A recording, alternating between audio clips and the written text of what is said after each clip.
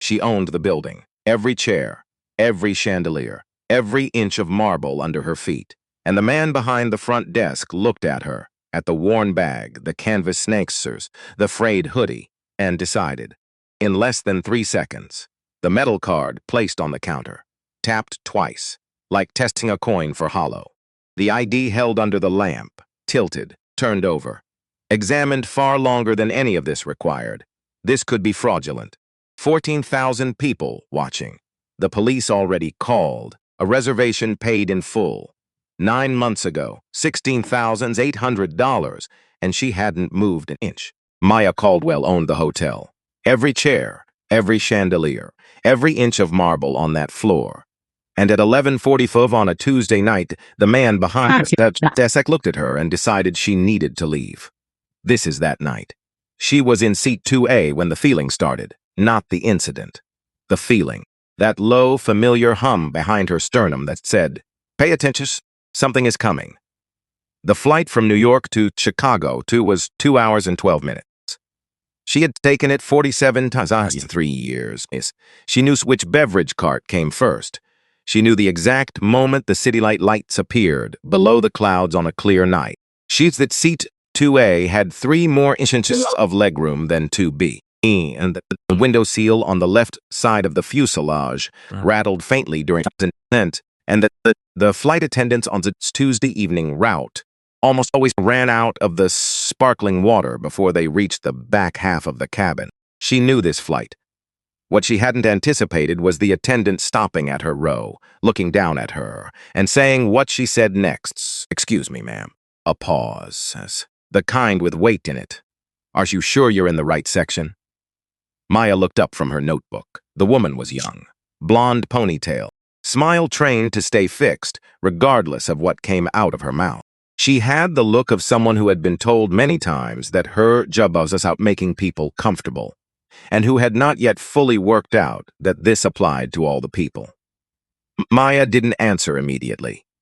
She looked at the woman, then at the seat number above her head, then back at the woman.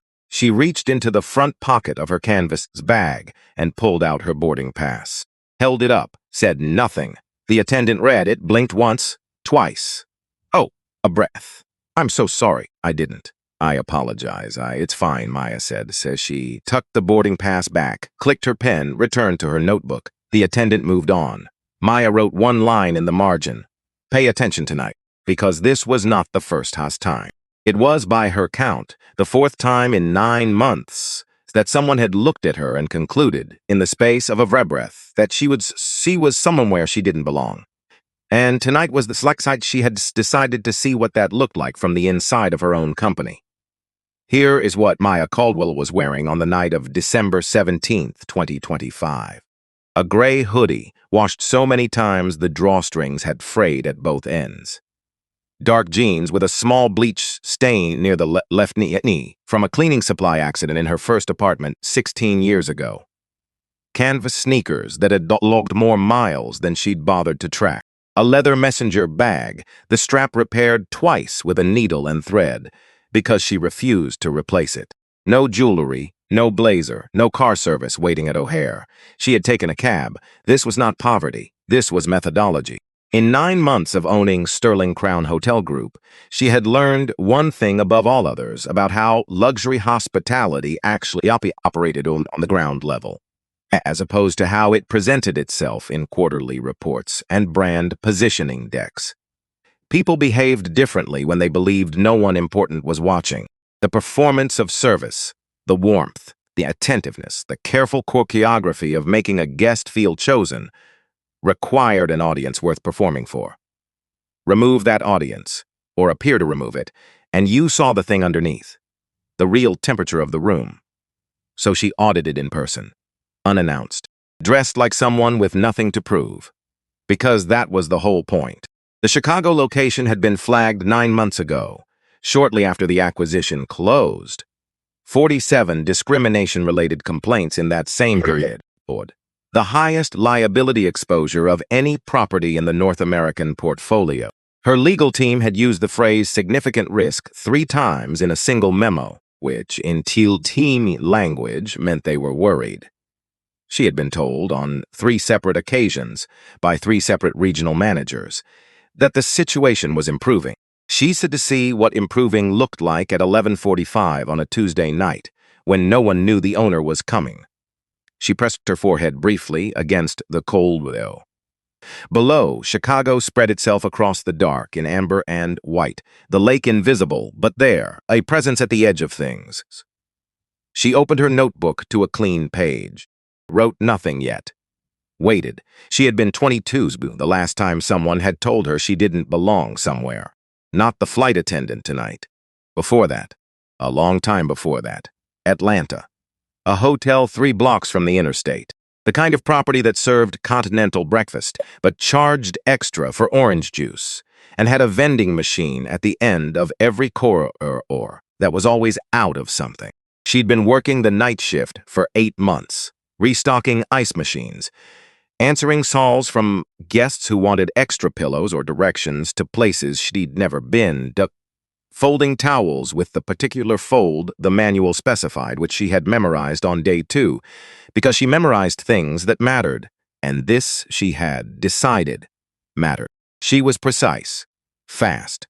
She remembered returning guests' names and their preferences, the small details that cost nothing to hold on to and meant something to the people they belonged to. Her general manager had told her twice that she'd have a future in this industry. And then one Tuesday, her direct supervisor called her into the back office, sat her down, slid a piece of paper across the desk without looking at her. "We're making some changes to staffing presentation standards," he said. "Your image isn't quite what we're going for." Maya looked at the paper, then at him. "What does that mean?" He still didn't look up. "It means we're going in a different direction." She understood, not because he explained it. He was careful not to explain it. Explanations were the kind of thing that left a record, and he wasn't careless. She understood because she had been in that building long enough to watch who got promoted and who didn't, who got the sections with the good tables, and who got the ones near the kitchen. She understood because she had learned in 8 months of night shifts and continental breakfasts and ice machines how to read the things people were too careful to say.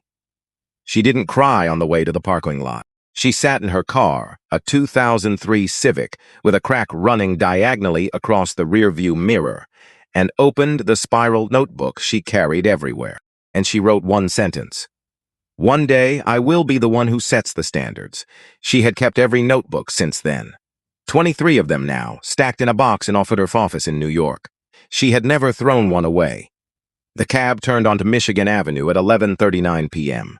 December in Chicago, black sky, lights that didn't warm the air, just marked where things were. The cold off the lake was specific and personal, the kind that found the gap between your collar and your jaw. The Sterling Crown rose ahead. 42 stories of glass and steel lit from below in gold. The canopy out front glowed warm. 2 doormen in long coats stood at their posts. She paid in cash, tipped 30%, picked up her bag. Inside, the lobby of Sterling Crown Chicago was, by any measure, beautiful. White marble floors with gray veining that caught the light differently depending on where you stood. Ceilings that climbed 40 feet before reaching a hand-blown glass installation in amber and gold, each piece commissioned individually from a studio in Vermont. A fireplace on the east wall, actually burning. Armchairs in deep green and velvet arranged in clusters, designed to communicate without words that you belonged here, that you were expected, that this was a place worth arriving at. Maya had approved this design, had sat through 6 revision meetings, and argued, at the last one, for the green velvet over the safer gray, because she had stayed seats in enough hotels to know that safe choices made for lobbies. People walked through without looking. She wanted people to look. She stood just inside the entrance and did not look at the design. She looked at the operation. 3 things in the first 30 seconds. 1. 2 front desk employees sharing something on a screen behind the counter and laughing at it with the volume of people who have forgotten there are guests in the room. 2. A wet patch near the far left corner of the floor, recent, spreading slightly at the edges, untouched. 3. An older man standing at the far end of the check-in counter. Alone, waiting. His shoulders had the particular drop that happened after the first 2 minutes of being invisible somewhere you expected to be seen. No one had approached him. She filed all 3, kept walking. She had taken six steps when she saw him. Reed Garner was standing near the concierge alcove with a clipboard under his arm and the bearing of a man who had, over a number of years, come to believe that his read on any situation was both faster and more accurate than anyone else's in the room. Late 30s, dark suit, no tie, hair arranged with something that kept it in place. The posture of someone who needed to be perceived as confident, which was different from the posture of someone who simply was. That difference was visible if you knew what you were looking at. He saw Maya the way a specific kind of person sees something that doesn't match their existing categories, not with curiosity. With the brief, instinctive tightening of someone running a fast assessment and arriving at a fast conclusion. His eyes moved from her face to her shoes and back up. The whole thing took 2 seconds. She watched him decide. He moved toward her before she reached the counter. Smooth, the practiced intercept of someone who had done it before. Good evening. Not unfriendly on the surface, just the shape of friendliness, without the content. We don't have any public events tonight. Maya stopped. I know, she said. I have a reservation on something recalibrated behind his expression. Name, Maya Caldwell. A beat. Penthouse, 5501. Silence. Not the efficient silence of someone cross-referencing a database. The weighted silence of someone deciding how to proceed with information that didn't match their expectations. He looked at her again. Slower this time, starting at the bag. Our penthouse suites, he said, his voice staying level in a way that somehow communicated engine through pitch alone, start at $2,800 a night. I know, Maya said, just making sure you're aware. She held his gaze. Yes, I prepaid for 6 nights. Nothing behind it. Why don't we get you sorted at the desk? Which sounded like assistance. Was not assistance. Tara Brooks was 24 years old and had worked the night shift at Sterling Crown, Chicago for 11 months. She was competent, quick with the system. She remembered faces and could manage 3 concurrent tasks without any of them visibly suffering. She had been told in her last review that she had just a strong ins for guest registrations, that if she kept developing, she had a real future at the property level. Tonight, she was the one who typed in the name, Mayacaldwell. The record came back in under a second, and Tara looked at it. Then she looked up at the woman standing across the counter, then back at the screen. Something happened in her face. It was small, and she controlled it quickly. But it was there, the specific expression of someone who has just seen something they weren't expecting and is trying to decide what to do with it before anyone notices they've seen it. Maya noticed. She didn't indicate that she'd noticed. She watched Tara's eyes move to Reed, who had positioned himself behind Maya's left shoulder. She watched the younger woman read something in Reed's expression, a preference communicated entirely without words in the half-second before she looked away from the screen. Any issues with the booking? Reed said. Tara hesitated. Verifying. Take your time. His tone said the opposite. He moved around the counter to stand beside Tara and said to Maya with the clipped efficiency of someone's accessing a practiced script, "We'll need a credit card for incidentals." Maya opened her bag, set the card on the counter. The Centurion was matte black and heavier than a standard card, in the way that things are heavier when they're made of metal instead of plastic. There was no spending limit printed on it because the spending limit was a conversation that happened elsewhere, between institutions, not between cardholder and merchant. It was not available to apply for. It arrived by invitation in a box with a letter that began with the word congratulations. Reed picked it up, turned it over, and then he tapped it on the counter. Once, twice. The way you'd test a coin you suspected wasn't solid. The way you'd check whether something was what it claimed to be.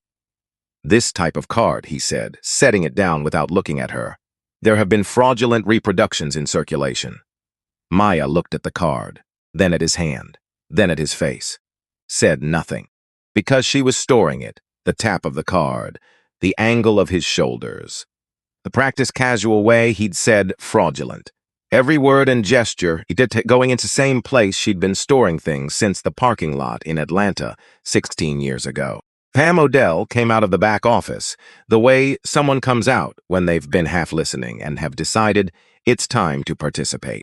She was 41, practical shoes, reading glasses pushed up onto her head with the air of someone who'd forgotten them there. She moved with the energy of a person who'd been efficient for so long it had become indistinguishable from her personality. Ah!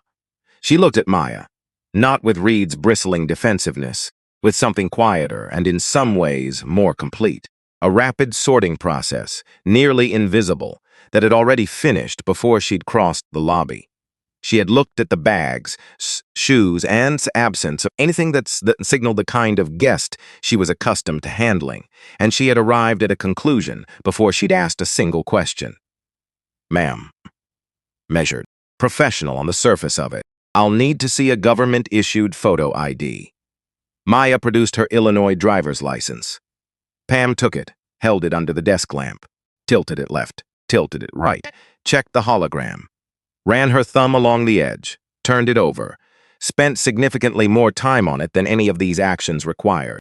This could be fraudulent, she announced, not quietly, at a volume the couple in the armchairs could hear. It's an Illinois driver's license, Maya said. I'm aware. Pam handed it back without ceremony, saying the technology exists to replicate them convincingly. And there it was. The particular texture of this kind of treatment, the specific quality Maya had spent her adult life navigating, was that it never announced itself. It didn't arrive wearing its actual name. It dressed itself in procedure, in diligence, in the language of professional caution and institutional responsibility, which meant that the person on the receiving end was left holding something with no clean label, just the weight of it. The accumulated certainty of knowing exactly what was happening and the knowledge that naming it directly would be met with. See? Difficult. See? Exactly what we were worried about. So she stood there, and she waited.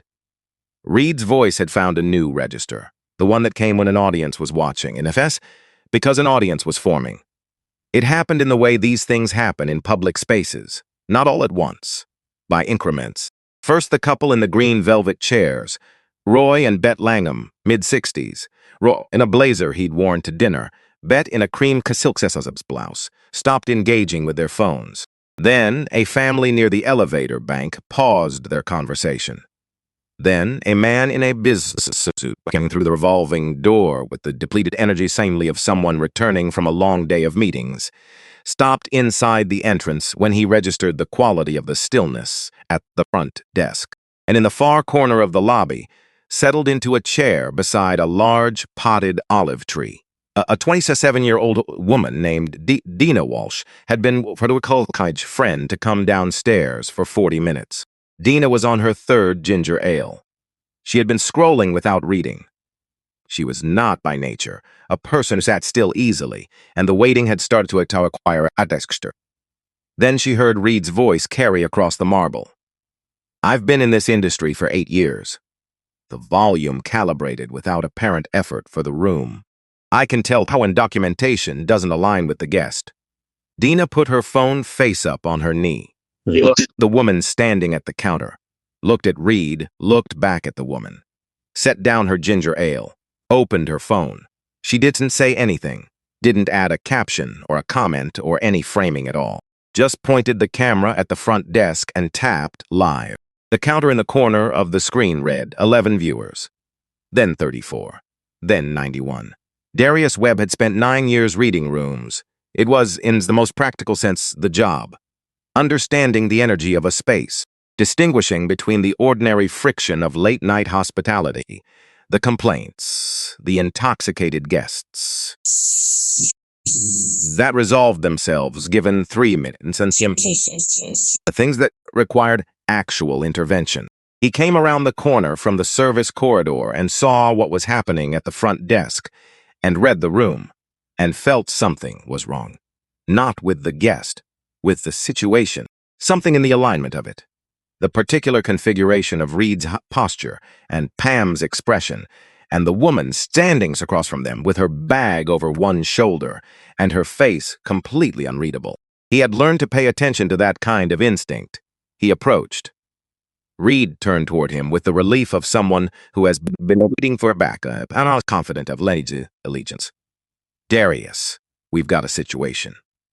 He gestured toward Maya with the easy authority of a man who had never had reason to question his own judgments. Guest is having difficulty with the verification process. Darius looked at Maya. She was still, not the stillness of someone who was overwhelmed or frightened.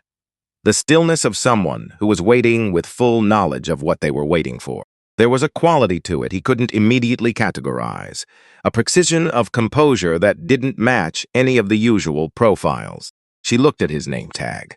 Officer Webb, quiet, exact. Before you do anything, I'd recommend reading your employee handbook. Section 14.3. Darius stopped. I'm sorry? Section 14.3, she said again. Same register. No additional information volunteered. Reed made a sound, dismissive, the audible equivalent of an eye roll. She's been deflecting since she got here. It's a standard tactic. Darius didn't respond to Reed. He looked at Maya. She didn't look like someone deflecting. She looked like someone who had already done the math on this evening and was simply waiting for the room to catch up. He pulled out his phone, opened the HR portal, started reading. Frank Okafor came through the revolving door at 11:49 p.m. with his conference lanyard still around his neck and a takeout container from the Thai place on Wabash that his colleague had recommended that morning. He was 45. He had been staying at this hotel since Monday. He knew the lobby well enough by now to navigate it without looking up. He looked up, took in what was happening at the front desk. He had been black in America for 45 years. He didn't need more than a few seconds of context. He set his takeout on the nearest surface and walked toward the desk. Excuse me. He addressed the space between Reed and Pam without particular aggression. I'm a guest here. 3 days.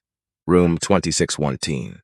He held up the key card. Can someone explain what's happening? Reed's posture tightened. Sir, this is an internal matter. This is a hotel lobby, Frank said. Nothing in here is internal. His voice was even. The particular evenness of someone who had learned, over a longer career, that measured language landed harder than raised volume.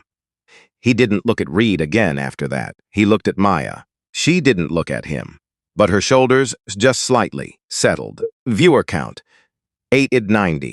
The lobby had become something different from what it had been 40 minutes ago. Reed had noticed. And Reed, noticing, made a choice that revealed something about her more clearly than anything else he'd done that night. He performed. Not for Maya. He had stopped performing for Maya sometime around the 3rd minute. He performed for the lobby. For Roy and Bet in the green velvet chairs. For the family paused near the elevator bank. For the guests filtering in from the revolving door who caught the edges of the scene and stopped. He turned himself slightly sideways, opened his volume another notch. I want to be clear that our verification standards exist to protect every legitimate guest in this building. He said legitimate with the particular care of someone who knows exactly what they're implying and wants deniability on it. That's not something we compromise. Under any circumstances. Roy Langham nodded, small, reflexive. Bet Langham looked at the floor. Frank Okafor's jaw tightened, and then Reed said the thing that made Dina Walsh's hand go completely still on her phone. You know, I'm going to be straightforward with you. He set the clipboard on the counter, folded his arms.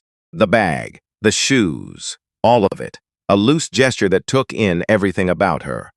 We see people try to walk into properties like this with claimed reservations. It happens more than guests realize. And I'd rather have this conversation now than Reed. Her voice, not loud. Not the voice of someone who had lost control of something. The voice of someone placing an object down on a surface and wanting it to stay. Stop. He stopped. Something in the lobby shifted. Not dramatically, not all at once, but the way air pressure shifts when a window opens in a closed room. Something moving that hadn't been moving before. Maya checked the time. 11:52 p.m. 8 minutes. She knew this part of the evening the way she knew the flight from New York. 8 minutes until the call she had been working toward for 8 months. Meridian Group out of Dallas. A logistics partnership that would anchor the company's Midwest expansion through the end of the decade. $200 million. The kind of agreement that didn't reschedule. She needed to be in a quiet room with good reception. 8 minutes. And Reed Garner had his phone out. She watched him dial. Watched him raise it to his ear with the expression of a man executing exactly the right professional response to a difficult situation. "Yes," he said. "I'm calling from Sterling Crown Hotel on Michigan Avenue. We have a situation that require assistance." He was calling the police. Not threatening it, actually doing it. Maya let out a slow breath through her nose. She was not afraid. That was not the feeling. The feeling was something colder and more structural. The recognition was what this moment meant as a data point. What it said about the culture of this building. What it would mean for the 31 guests whose complaints had gone unanswered. For the 9 who had left early and said nothing further because they'd assumed no one would listen. She had come here to see what was real. This was real. Pam turned to Tara. "Go ahead and release the penthouse. We'll open it for other bookings." Tara's hands went to the keyboard and stopped, stayed there, fingers above the keys. Not typing. Pam looked at her. Tara swallowed, looked at the screen, looked at Reed, still on the phone across the lobby, looked at Maya. Pam. Voice was quiet, held together with visible effort. "I need to show you something before we do that. In the back. It'll take 1 minute." Pam looked at her, with the expression of a person determining whether this was worth the interruption. 1 minute, Tara said again. She didn't look away. Pam made a short sound of impatience and moved toward the back office. Tara got up from her desk and followed. The door closed behind them, and it was just Reed now, finishing his call, returning his phone to his jacket pocket with the satisfied precision of someone who believes they have handled something correctly. And Darius, in the corner, very still, reading something on his phone with an expression that had gone somewhere quiet and complicated. And Frank Okafor near the desk, arms loose at his sides, watching. And Dina Walsh in the corner, camera running, viewer count climbing toward 2,400. And Roy and Bet Langham in the green velvet chairs, Roy's hand resting on his knee. Bet looking at the floor with the expression of someone in the middle of a private reckoning. And Maya Caldwell in the center of all of it. Bag on her shoulder, sneakers on the marble, but completely still. She checked her one more time. 11:53 p.m. 7 minutes. And behind the closed back office door, a 24-year-old woman was standing in front of a screen, trying to decide who she wanted to be.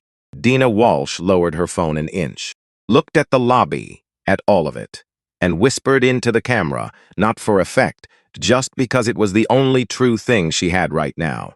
"Y'all, something very big is about to happen."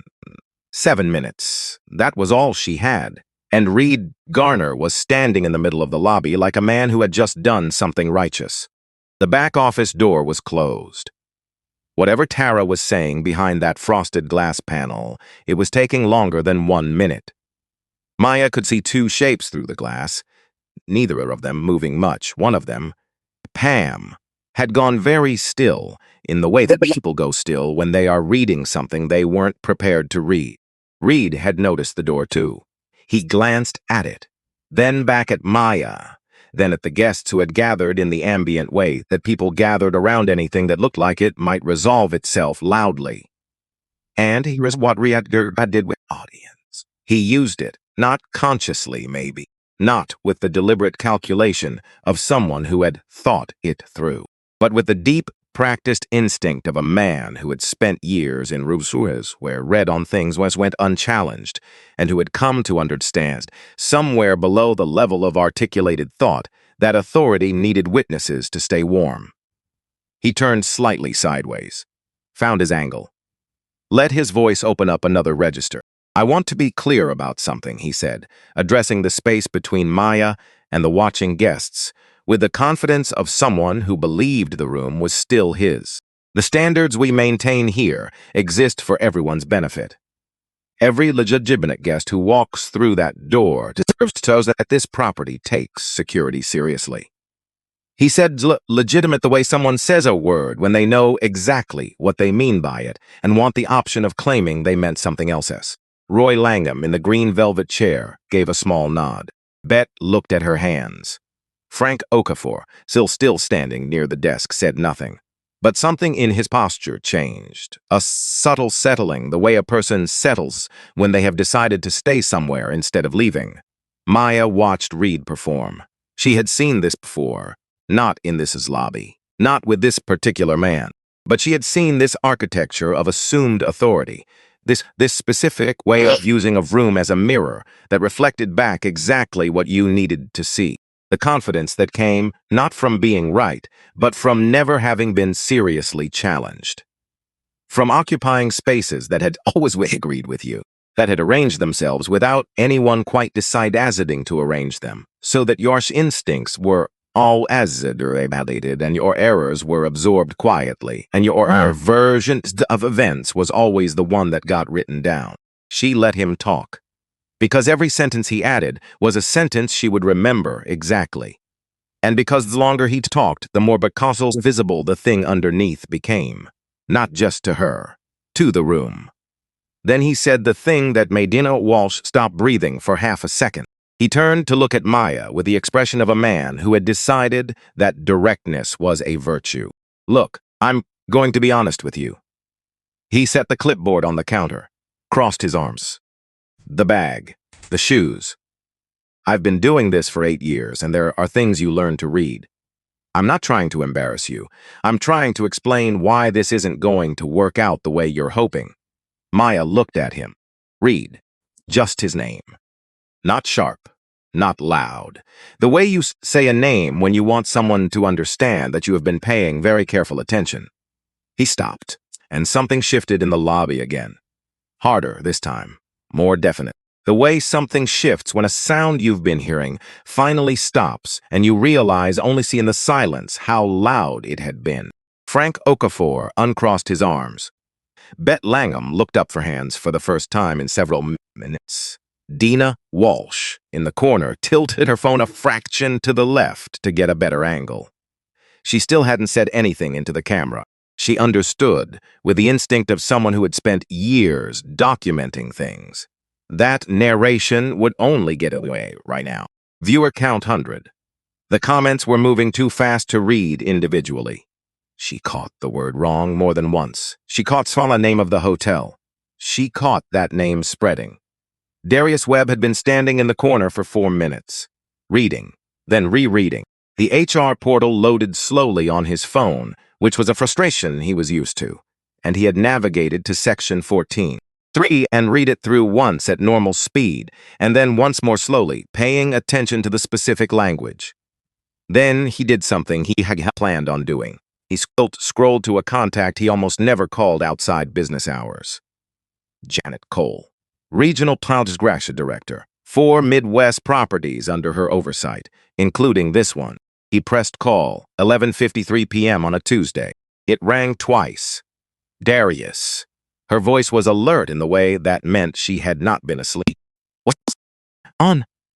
I need to verify something about the Chicago property, he said, keeping his voice below carrying distance, angled toward the wall. Ownership structure. Whether anything changed in the past 12 months at the senior level. A pause on her end. Why are you calling me about this at midnight? Because I need to know right now. A shorter pause. And then Janet told him. 3 sentences. Darius listened to all 3 without interrupting. He thanked her.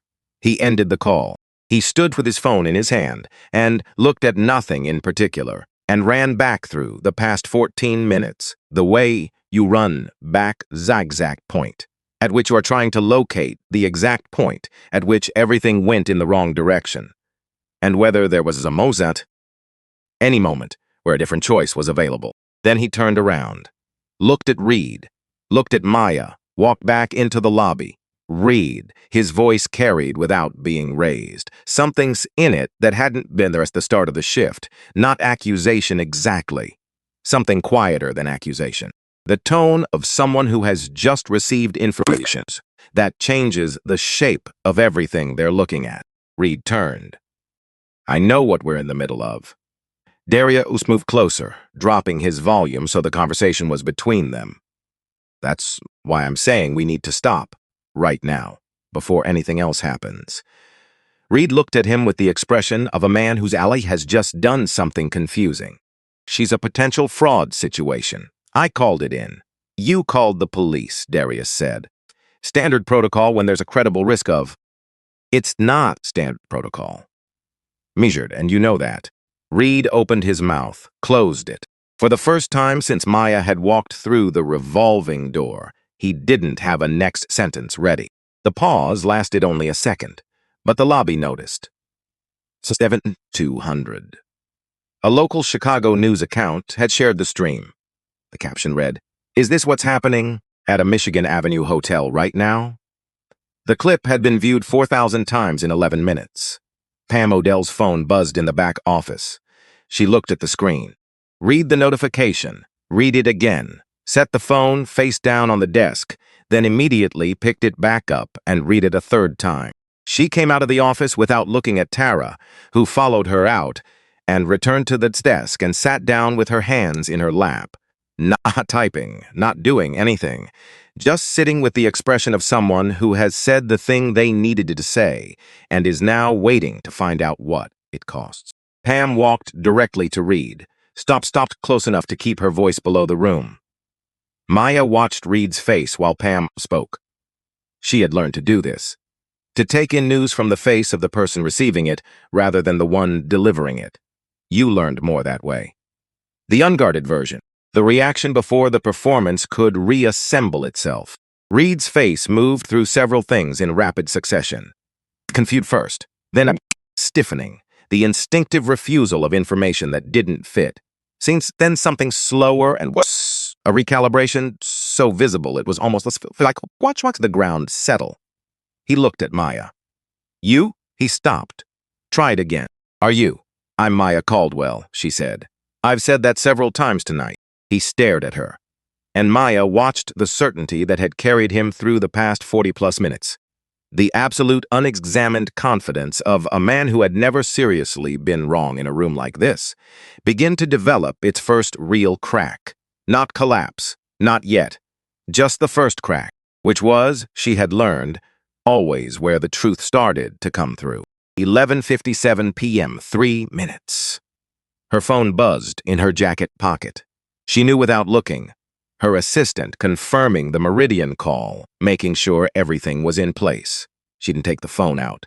She looked around the lobby instead, the green velvet chairs, the fireplace still burning, the amber glass 40 feet above, catching the light in the way she had hoped it would when she'd sat in a conference room 9 months ago, arguing for a Vermont glassmaker against a team of people who thought the cost wasn't justifiable. She had built this lobby for a specific reason. Not for the guests who arrived knowing they belonged. For the ones who weren't sure. For the woman in Atlanta who had been told she wasn't the right image.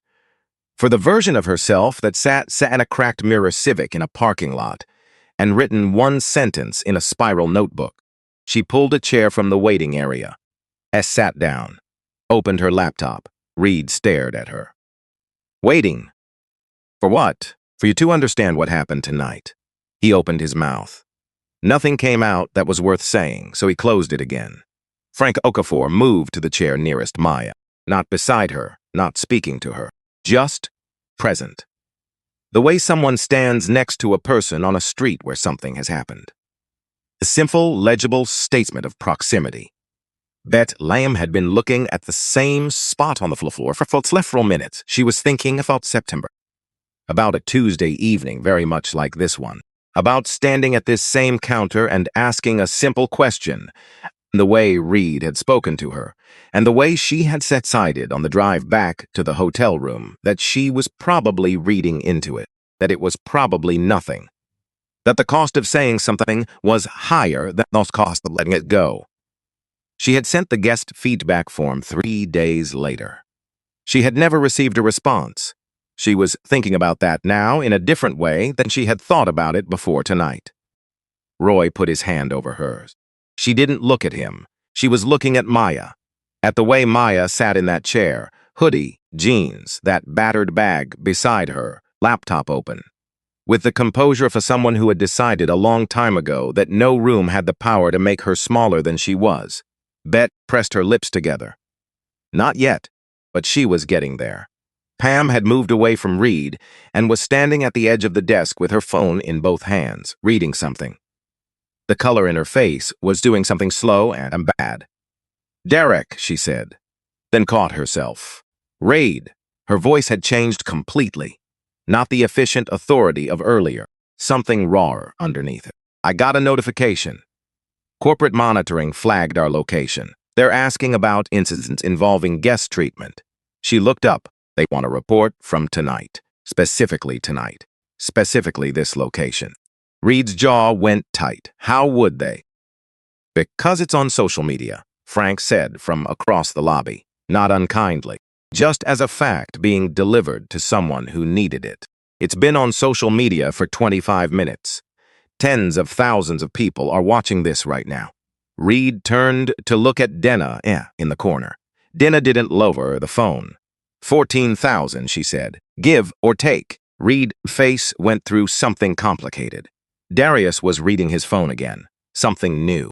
His expression had settled into a kind of controlled gravity that was different from anything he'd shown earlier in the evening. Reed measured, each word placed carefully. "I'm looking at the complaint log for this location. This isn't the time to."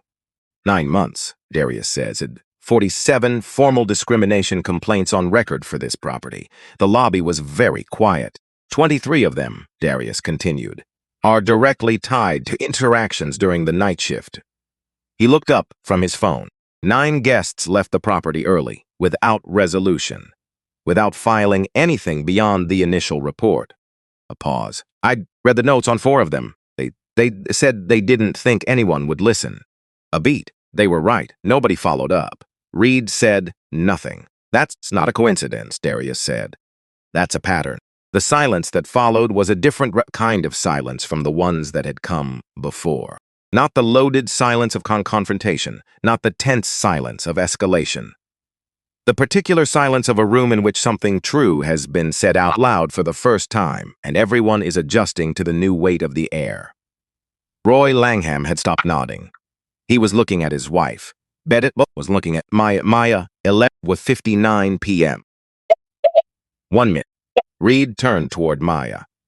And for the first time since she had walked through the revolving door, he looked at her without the volume, without the clipboard and the practiced certainty and the performance of professional authority, without any of it. Just a man who had started, slowly, reluctantly, with the specific resistance of someone whose identity had been built on never being this wrong.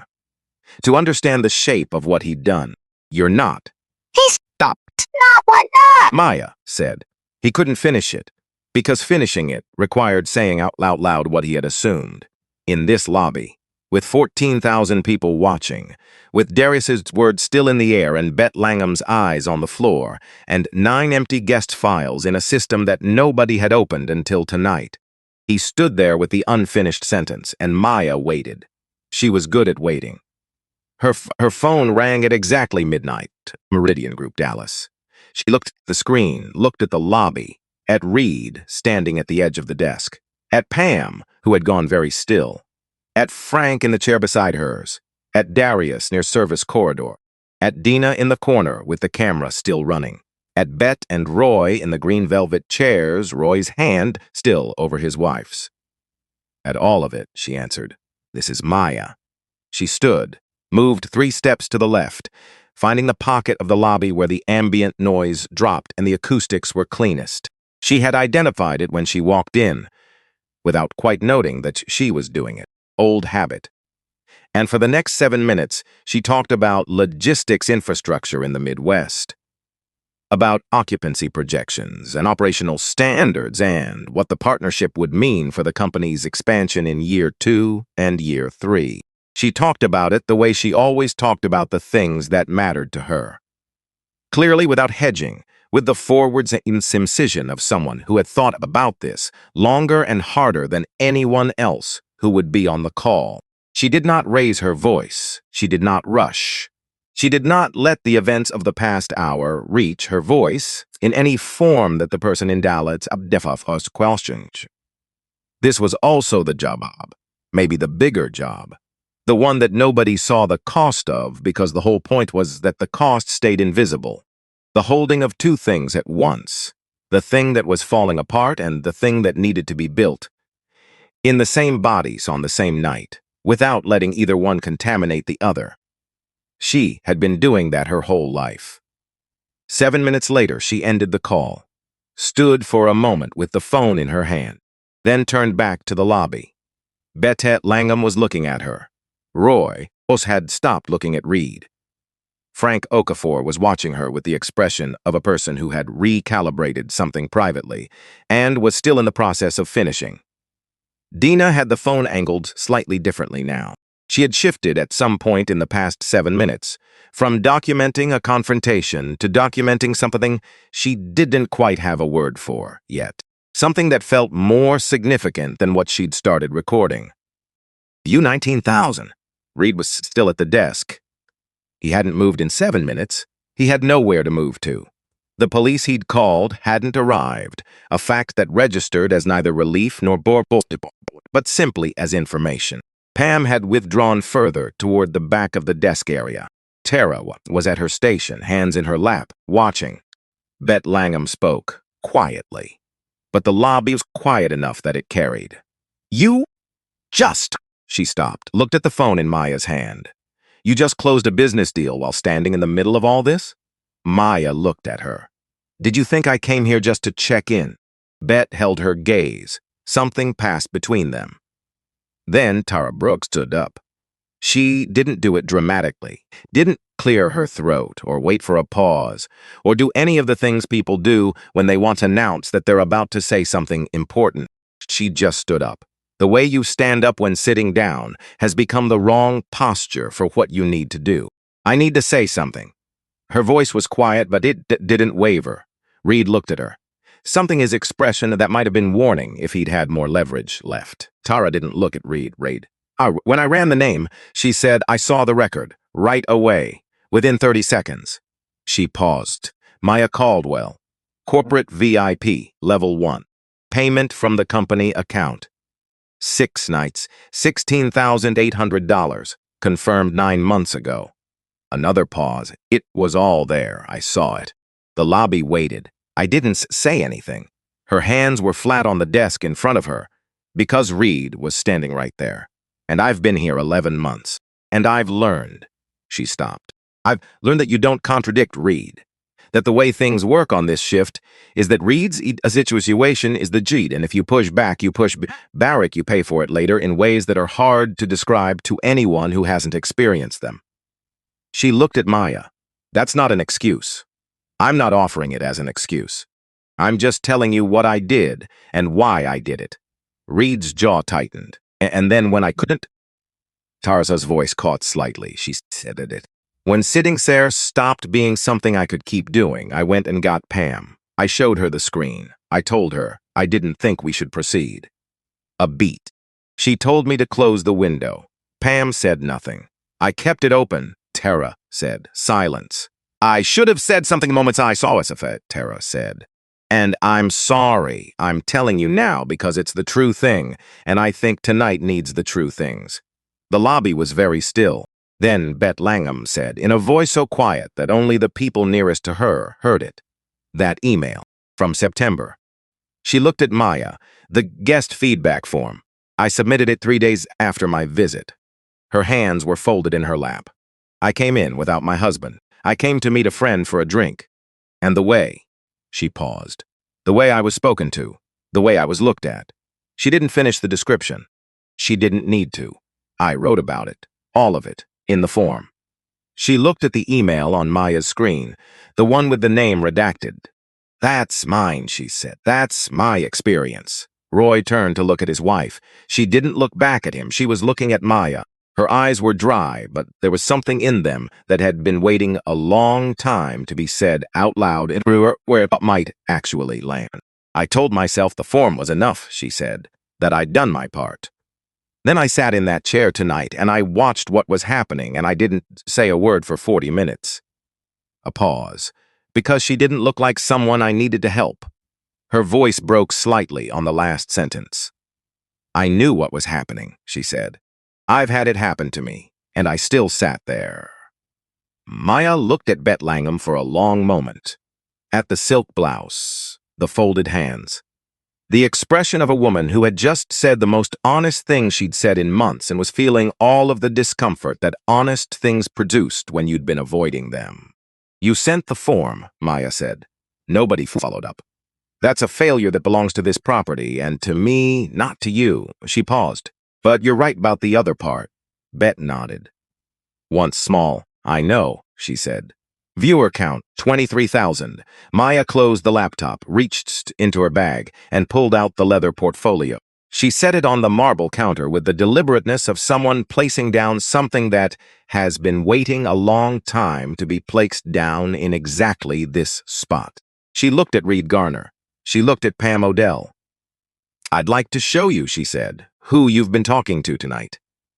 She opened the portfolio slowly, not for theater, not to make them wait, because she had learned over a long time that the moments people carried with them afterward were never the loud ones. They were the quiet ones. The ones where someone did something small and deliberate and the room understood all at once that the ground had shifted. She placed the first item on the counter, a business card, matte black, clean font, no logo, no embellishment of any kind. Maya Caldwell, Chief Executive Officer, Caldwell Hospitality Group. Reed looked at it, picked it up, set it back down. His face was working through something. The kind of something that moved fast and arrived repeatedly at a destination it didn't want to accept. She placed the second doc beside the cards. An acquisition agreement. 12 pages, the first one visible. Sterling Crown Hotel Group letterhead across the top. Date, March 15, TD 2025. Purchase price, $847 million. Acquiring entity, Caldwell Hospitality Group. Ownership stake transferred, 67%. Reed read the first 4 lines, stopped. Read them again. Pam leaned in from behind his shoulder, read over him. Straightened up very slowly, the way a person straightens when the effort of staying upright has become the only thing available to them. Then Maya turned the iPad around, the internal corporate leadership page, not the public-facing version. The intranet page, accessible only above a certain clearance level, the one that employees at this property could have looked at any time in the past 9 months if they'd had reason to look. A professional photograph. Taken 14 months ago in a conference room in New York. A woman in a navy suit, hands folded on the table, looking directly into the camera with the expression of someone who had answered a great many questions and was prepared to answer more. Same face, same woman, different clothes. The caption, Maya Caldwell, majority shareholder, and Chief Executive Officer, Caldwell Hospitality Group. Sterling Crown Hotel Group acquired March 2025. Reed looked at the photograph, looked at Maya, looked at the photograph. His mouth opened, stayed open. Nothing came out. In the corner, Dina Walsh exhaled a breath she had been holding without realizing it and said very quietly into the phone, She owns the hotel. A pause. She owns the hotel. The viewer count moved from 23,000 to 31,000 in the time it took Maya to set the iPad back on the counter.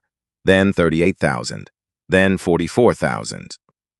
3 minutes. The lobby made a sound. Not a gasp. Not applause. Not any of the things that happened in stories when a moment like this landed. It was quieter than any of those things. A collective exhale. A shift in the room's pressure. The sound of approximately 20 people understanding the same things at the same moment and adjusting to the new weight of it. Frank Okafor pressed his lips together, nodded once.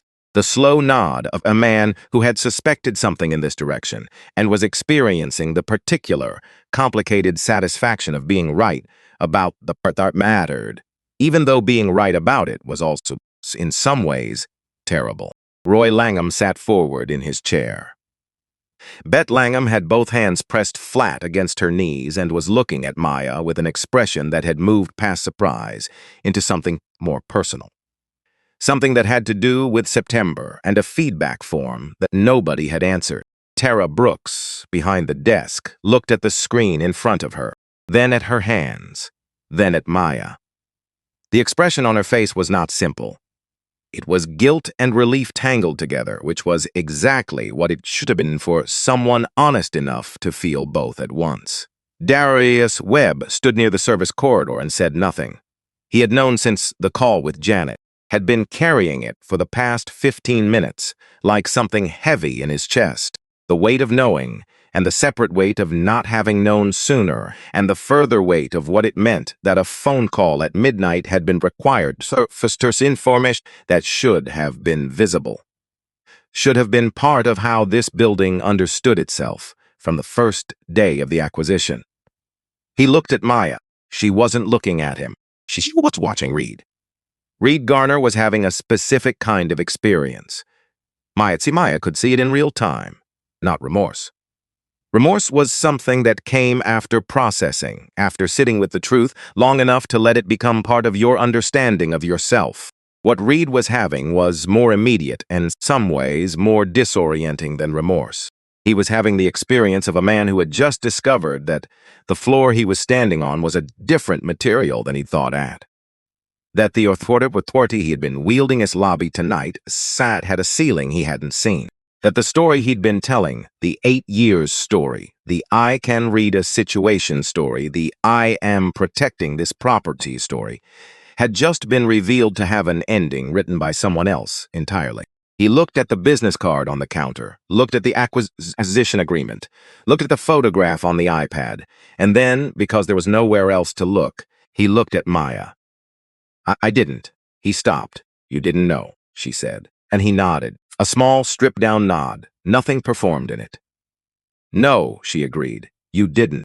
A pause that had real weight in it. That's the point. She opened the laptop, because this was not the end of something. This was the clearing of space for the actual work. The revelation of who she was had changed the room, but it hadn't done what she'd come here to do, and she hadn't come here to be revealed. She had come here to see what needed fixing, and to fix it. The revelation was incidental. It was what happened when a building's culture had degraded far enough that the owner had to walk through the front door in a gray hoodie to understand why the numbers looked the way they looked. She turned the screen toward the lobby. Let me show you what 9 months of complaints looks like when you organize them, she said. The data was clean. Her team had prepared it 2 weeks ago when she'd confirmed the date of this visit. Organized by incident type, by time of day, by which staff member was documented as present, by whether the affected guest had received a follow-up within the required 48-hour window. The first number on the screen, 47. Complaints filed at this location since the acquisition closed. 9 months. Of those 47, 31 had received no follow-up of any kind. Of the remaining 16, 9 had received a templated response. The same 3 sentences, timestamped in batches on Friday afternoons, which told her everything she needed to know about how much care had gone into them. 7 complaints had been marked resolved in the system. She had spoken personally to 4 of those 7 guests in the past month. None of them had used the word resolved to describe what had happened to them. This location, she said, her voice the same as it had been all night, not elevated, not diminished, simply placed, has the lowest guest satisfaction score in our North American portfolio, the highest staff turnover, the most discrimination-related complaints per occupied of any property we own in this country. She let that sit for a moment. I came here tonight because those numbers told me something was wrong, and I wanted to see it directly, without a briefing, without anyone preparing for my arrival. She looked at Reed, then at Pam. Thank you, I've seen it. Pam Odell spoke. Her voice, when it came, had shed everything it had been using all night. The professional efficiency, the practiced authority, the clipped certainty. What was underneath was smaller, more undefended. The voice of a person who has watched things she built her evening on come apart in front of her and is not yet sure what to do with her hands. Mrs. Caldwell. She stopped. The name sounded different now than it had 20 minutes ago when she'd used it with the particular emphasis of someone performing skepticism. If we had known who you were, you would have treated me differently, Maya said. Yes, I know. A beat. That's not a defense. I need you to understand that. Pam opened her mouth.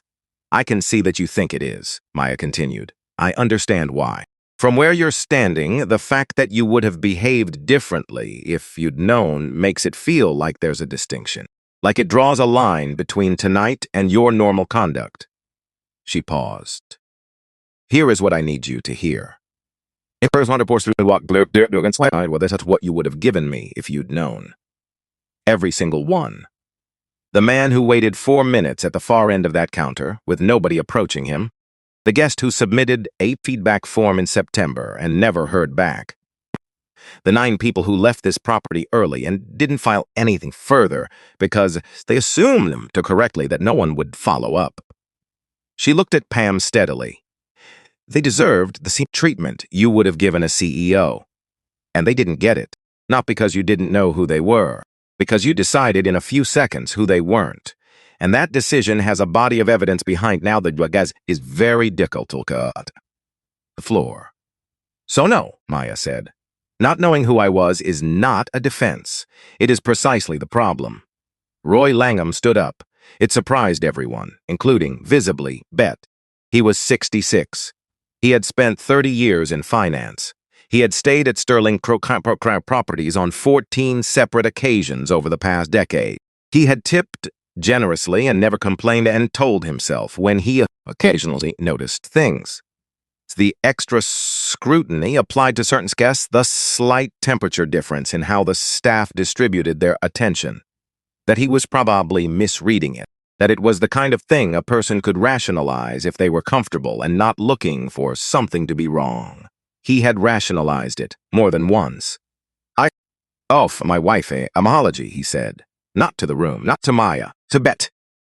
Bet looked up at him. In September, when she came back from her visit here, she told me what happened. He kept his eyes on her. I told her she was probably reading into it.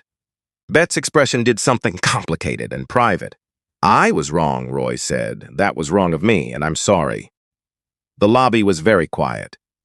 Maya looked at Roy Langham for a moment. Thank you for saying that, she said, and she meant it. Not as a formality. As the acknowledgement of something that was genuinely difficult to say and had been said anyway, which was the only thing that made any of this worth anything. She turned back to Reed and Pam. You have 3 options, she said. I need a decision from each of you before I go upstairs. One finger. Option 1. You resign tonight. Voluntarily. I provide a neutral employment reference. Dates of service, title, no further detail. What happened tonight stays out of your personnel record. You leave with your professional reputation intact and the opportunity to make different choices somewhere else. A second finger. Option 2. Termination for cause. The full incident is documented in your file. Every future employer in this industry who calls for a reference will be told that your employment ended following a formal discrimination complaint. In hospitality, that travels. A third finger. Option 3. Full internal investigation, 3 to 6 months. HR and legal involvement, possibly external review. Your names are attached to this incident documentation that becomes part of the company's permanent compliance record. A pause. Given that this conversation has been watched by approximately 44,000 people tonight, the question of the public is not entirely within my control. She lowered her hand. 60 seconds. Nobody moved. The clock above the fireplace made its small sound. Dina had stopped whispering. The camera was running. She understood without thinking about it that this was not a moment for commentary. Darius stood with his arms at his sides. Tara had her hands flat on the desk in front of her. Frank Okafor looked at the ceiling briefly, then back at the counter. Reed was looking at the business card, the small matte rectangle on the marble. He had not touched it again after the first time. 15 seconds. 20. Pam moved first. She reached up and unclipped her name badge from her jacket lapel, set it on the counter. The sound it made was small and very clean. I resign. Her voice held. The particular steadiness of someone who is determined that the only dignity left available to them is in the quality of their exit. She didn't look at Reed. She looked at Maya. "I'm sorry," she said. "I understand that doesn't fix anything." "It doesn't," Maya said. "But I hear you." 40 seconds. 50. Reed was still looking at the card. Then he looked up, not at Maya, at Didda Walsh in the corner, with the phone still raised and the viewer count he couldn't see from where he stood. Then at the lobby, at Roy and Bet, at Frank, at Tara, at all of it. He unclipped his badge, set it beside Pam's, two small rectangles of plastic on the marble counter. He didn't say anything, turned and walked toward the staff area. The lobby exhaled. Dina lowered her phone a few inches, looked at the viewer count, then at Maya. She was going to say something, and then she decided not to, because some moments didn't need anyone adding to them. Maya turned to Darius. "You called Janet at midnight," Isaacta said. "Yes, before you'd confirmed anything, just because something didn't feel right." "Yes. Why?" He thought about it honestly. "Because I've been doing this long enough to know that you check before you act, that the cost of checking is always lower than the cost of not checking." He paused. "I should have applied that same principle to the complaint log. I had access to the same system. I didn't look." "No," she agreed. He held that. "What you do with that is your work," she said. "Not mine. But the fact that you're saying it without me asking tells me something." She looked at him. "Interim management of this location effective tomorrow morning. You'll report directly to Janet. I'll be on a call with both of you at 9 a.m. Darius blinked. Once. "I'm not firing you," she said. The opposite. She turned to Tara. Tara was already looking at her, had been looking at her for a while now. Her face was open in the way that faces got, when a person had already decided that Matsi Sauce Dusk was the only available strategy, and was waiting to find out what Mama cost them. "You saw the record the moment you ran my name," Maya said. "Yes, you didn't say anything." "No, and then you did." Tara looked at her hands. Then back up, almost too late. But not too late. A pause. "You went and got Pam when sitting there stopped see something you could keep doing," Maya said. "You showed her the screen and you didn't let it go even when she told you to close the window." She paused. "That took more than people will understand who weren't in that room. I should have done it 20 minutes earlier." "Yes, and you'll know that for the rest of your career." Maya looked at her steadily. "Probation, 90 days. You'll go through the full retraining program, guest dignity standards, conflict escalation, bias awareness. At the end of it, I'll review your file personally." Tara nodded. "Thank you," she said. "Then, I won't let it go again." "I know," Maya said. "That's why you're staying." Dina Walsh packed up her things slowly. She had been in this lobby for close to 2 hours. Her friend had texted 40 minutes ago to say she'd fallen asleep. She was sorry. Could they do breakfast? Dina hadn't do because she had been otherwise occupied. She stood, zipped her bag, started for the exit, stopped when Maya said her name. She turned around. Maya was crossing the lobby toward her, not hurrying. "You didn't editorialize," Maya said. "The entire time. You just let it be what it was." Dina shrugged. "It didn't need me explaining it. It was already enough." That's a real skill. Rarer than it sounds. "I'm just someone with a phone. You're someone with a phone and the judgment to know when to point it and when to stay quiet," Maya said. 44,000 people trusted you to show something true tonight. And you did." She reached into the portfolio and produced a card, smaller than the CEO card. A name and a number, written by hand. "This is Renata," Maya said. "She runs communications for the group. She's trying to find someone with real instincts for 8 months. She held the offering you a job, so I'm saying you should have a conversation." Dina looked at the card. "I don't have a resume that would make sense to anyone." "Renata doesn't hire from resumes," Maya said. "She hires from judgment. You've got it." Dina took the card, turned it over. "Why are you doing this?" "Not suspicious. Genuinely wanting to know." Maya considered it. Because you showed up tonight, she said, and you showed up correctly.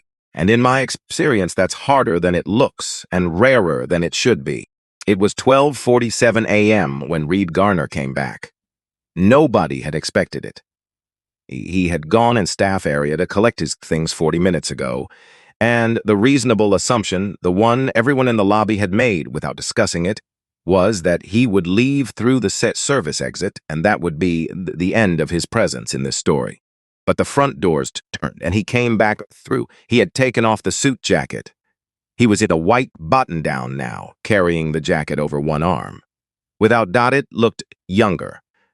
More like a person and less like a role he had been playing for so long he'd forgotten it was a role. Darius moved slightly. Old instinct, then held. Reed stopped in the middle of the lobby. He looked at Maya. She waited. "I need to say something," he said, "and I need you to know I'm not here to ask you for anything. Not my job back, not a reference, not anything." "Okay," she said. He looked at the floor for a moment. Then back up. "The way I looked at you when you walked in tonight," he said. "The decision I made in the first 3 seconds.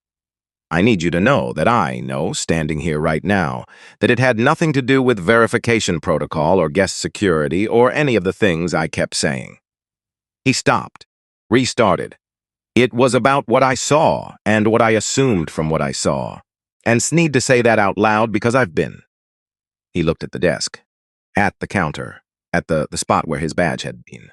"I've spent 3 years telling myself that my instincts about people were professional, that reading a situation fast was a skill, that I was good at it." He looked at her. "I was reading something else," he said. "I've been reading it for a long time, and I don't think I let myself know that until tonight." The lobby waited. "You're not the first person I treated that way," he said. "You're just the first one who could prove it." Silence. "I know that saying this doesn't fix anything." "No," Maya said, "it doesn't. I know." A pause that lasted several seconds. "But you came back to say it," she said. He looked at her. "That's the first true thing you've said tonight," she said. "Not the most important thing. Not something that changes what's in those complaint files. But the first true thing." He didn't look away. Didn't reach for anything. Didn't try to make it more than it was. He stood there with it. Then he nodded. Once.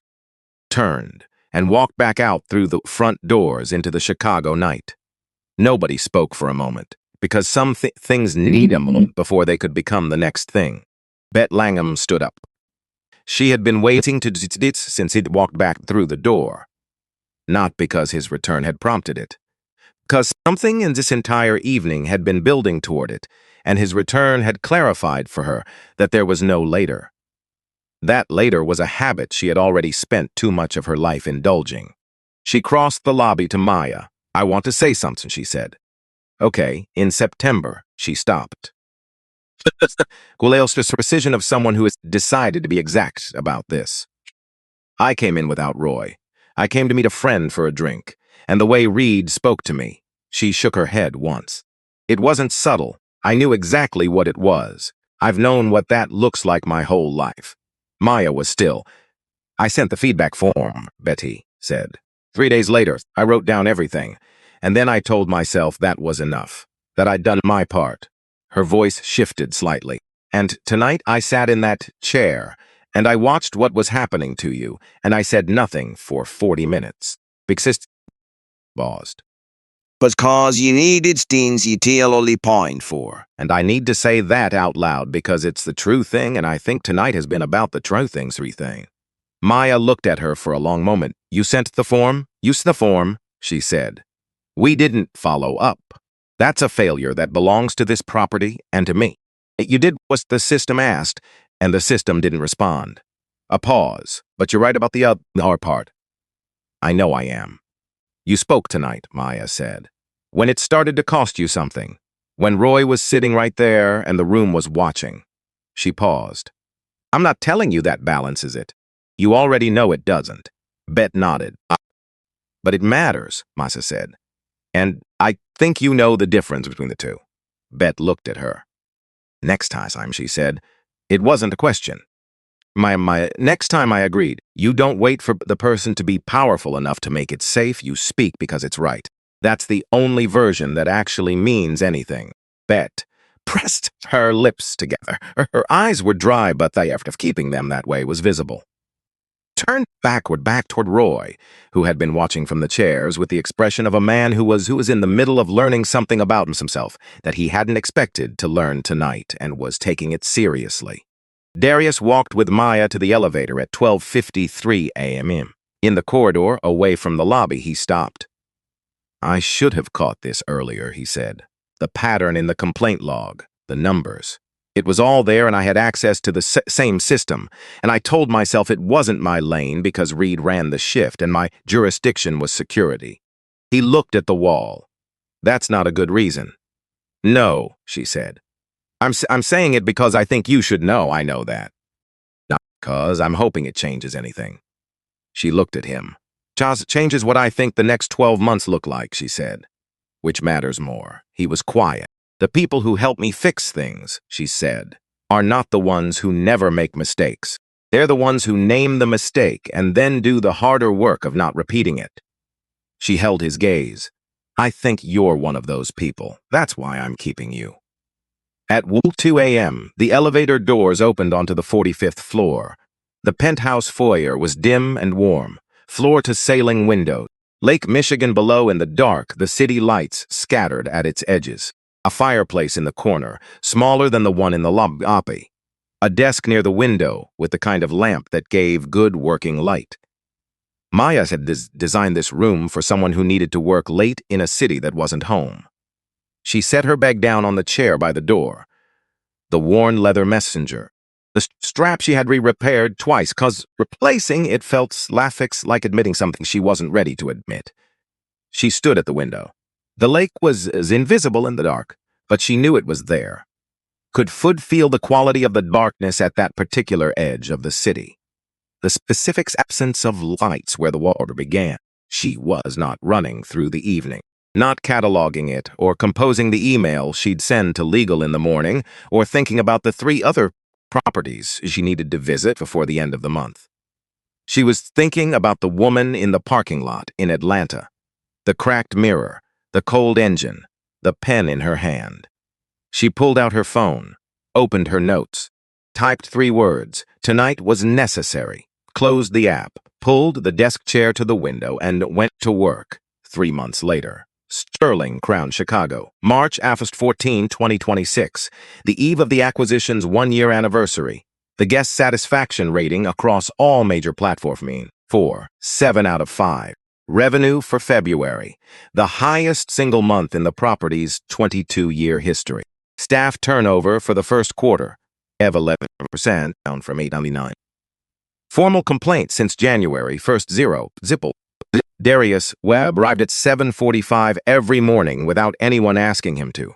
He had spent the first month after December in one-on-one conversations with every department, not evaluating, just listening. What did they need? What made it hard to do their jobs right? What did they stop themselves from saying and why? He had changed 3 policies and flagged 4 more for review. By March, he was the kind of manager that newer employees heard about on their first day. Not as a warning, not as someone to be careful around, but as someone who would listen if you came to them with the true thing. Tara Brooks had completed the retraining program in January and been recommended for a leadership track by the program director without anyone prompting the recommendation.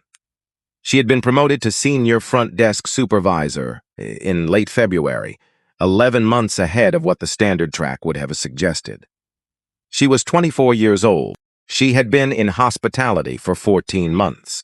She had become, without trying to become it, the person newer employees came to when they weren't sure what the right thing was. Her answer each time was the same. Figure out what the right thing is first, then figure out how to do it. On the morning of March 14th, a new hire named Garrett started his first shift, 23 years old. Good instincts, his interview note said. Eager, the kind of eagerness that could go either way, depending on the environment it landed in. at the front desk with Tara at 8:20 a.m. when a man came through the revolving doors, mid-40s, baseball cap, jeans worn through at the left knee, a duffel bag held together at the broken zipper by a bungee cord looped twice around the top. Garrett looked at the man. His hands moved toward the desk phone out of an instinct he hadn't examined yet. What? Tara saw his hands move. "What do you see?" she asked. He looked at her.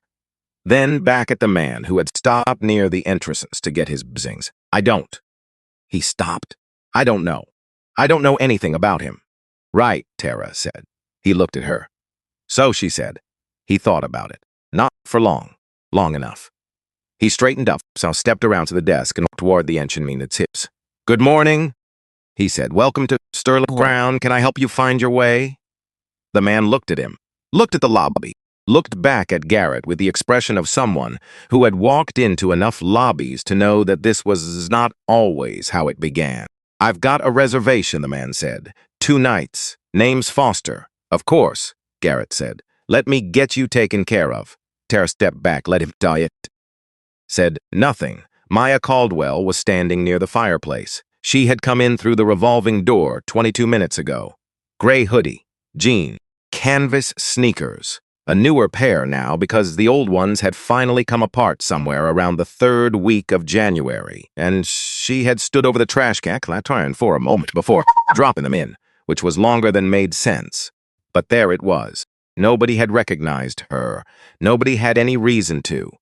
She had stood near the fireplace, actually burning on this cold March morning, the way she had specified it should burn on cold mornings, and watched the shift change. Had watched Darius move through the lobby, greeting arriving guests by name.